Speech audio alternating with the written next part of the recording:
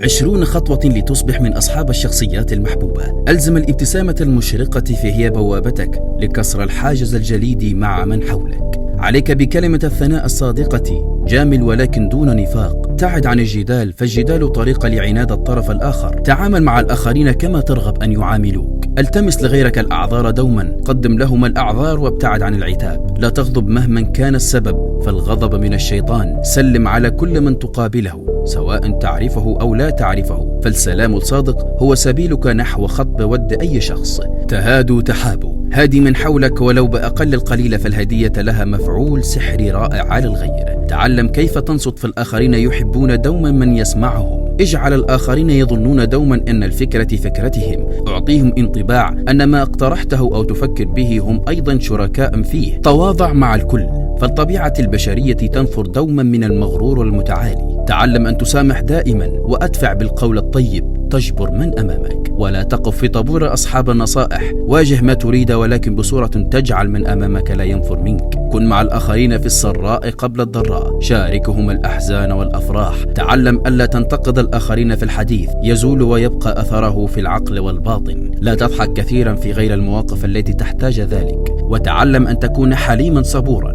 فهما صفتان يحبهما الله. وكن كالنحلة، تقف على كل زهرة فتأخذ منها رحيقها دون أن تؤذيها. وهكذا انتهت المعلومة. لا تبخلوا بالاشتراك في القناة وتفعيل زر الجرس لنستمر بنشر المزيد إن شاء الله. وصل على نبينا محمد صلى الله عليه وسلم. وإلى اللقاء، سنعود بعد قليل.